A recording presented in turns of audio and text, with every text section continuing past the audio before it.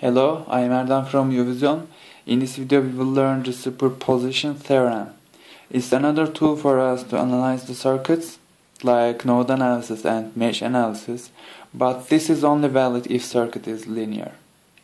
A circuit is linear if there are only resistors, voltage sources and current sources, dependent or independent doesn't matter, are present in the circuit. Okay? And you need to have more than one independent source in the circuit to apply this theorem to find an output in the circuit, like voltage across a resistor or current through a resistor. As I told you, you can apply this theorem if the circuit is if the circuit is linear, and you can apply this on the outputs that are linear. If an output is not linear, if the thing you want to find in the circuit is not a linear term, you can find it. For instance, voltage across this resistor is a linear term, or current through this resistor is also linear. But the power of this term is not linear, so you cannot apply superposition to find power of this particular component. Okay? So, what does this theorem says? It says that when you want to find an output of the circuit, like voltage across this resistor, every independent source has a contribution on that voltage value. And you can find contributions of these sources on the voltage value when they act alone in the circuit. Okay? You will find the contribution of each source on the voltage of this resistor when they act alone in the circuit. And at the end, you can sum all these contributions up to find voltage across this 4 ohm resistor. Let's apply and let's find voltage across this resistor by superposition theorem.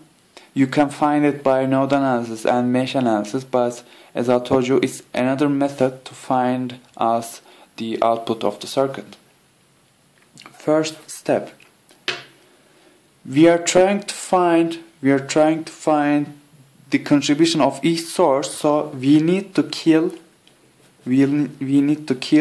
all independent sources. We need to kill all independent sources in the circuit except one.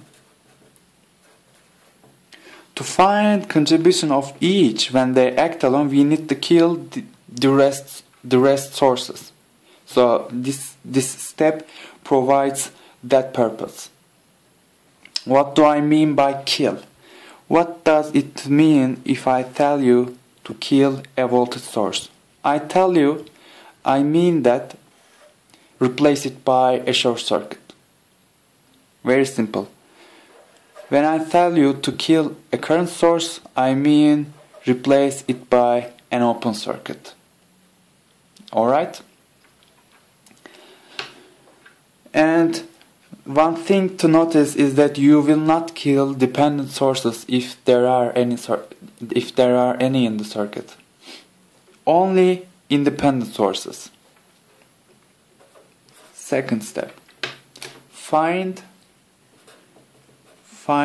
the output. What's output? For instance, voltage across this resistor. Find the output due to that active source. We have one independent source acting in the circuit, right? Because we have killed all except one. You need to find output due to that active source. Third step. Repeat for all sources. But actually, let me restate. Repeat for all independent sources. You will never kill dependent sources. Okay? Fourth step. Add up all contributions to find total contribution. Alright, let's apply these all 4 steps for this circuit to find voltage across this resistor. First step, kill all sources, kill all independent sources except one, and I'm killing these two, means I will replace this by a short circuit and I will replace this by an open circuit. This is my V1 voltage source. Here I have 4 ohm, and I have replaced this by short circuit. Here I have my resistor. Notice that I have replaced current source by an open circuit. So if I show you like this, you may understand better. Here we have 4 ohms, we have 1 ohm and V1.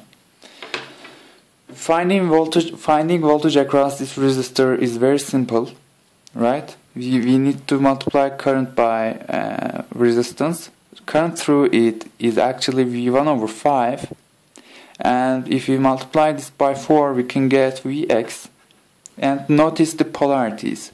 Current flows in clockwise direction in this circuit, and current enters from this terminal of the 4 ohm resistor. So this is the positive terminal of the 4 ohm resistor. And remember the labeling of Vx. Positive terminal is the left one of the resistor. These polarities are the same. So the voltage we have found here is actually first term of the Vx. So I will write Vx1. Okay, this is not Vx. This is Vx1. First contribution for the Vx. Third step, repeat for all sources, repeat for all independent sources. So I'm killing this time these two and making this active. I replaced V1 by a short circuit. Here I have a 4 ohm resistor. Here I have current source. I have replaced V2 by short circuit, and I have here a resistor, and that's my whole circuit. Notice that these two resistors are in parallel with each other, so by KVL, their voltage values must be equal to each other, right? And if I say there is a current flowing through 1 ohm resistor called Ix, then the current flowing through this 4 ohm resistor is I1 minus Ix by KCL. So we need to equate voltages across these resistors by KVL. So 4 times I1 minus Ix is equal to 1 times Ix. Here we can find Ix as 4I1 over 5, 4I1 over 5, right? And current enters from this terminal of the 4 ohm resistor. So this is the positive terminal. But we have labeled right terminal as the negative terminal. So when we find voltage across this resistor, we need to invert it to obey this convention. Okay? How can we find voltage across it?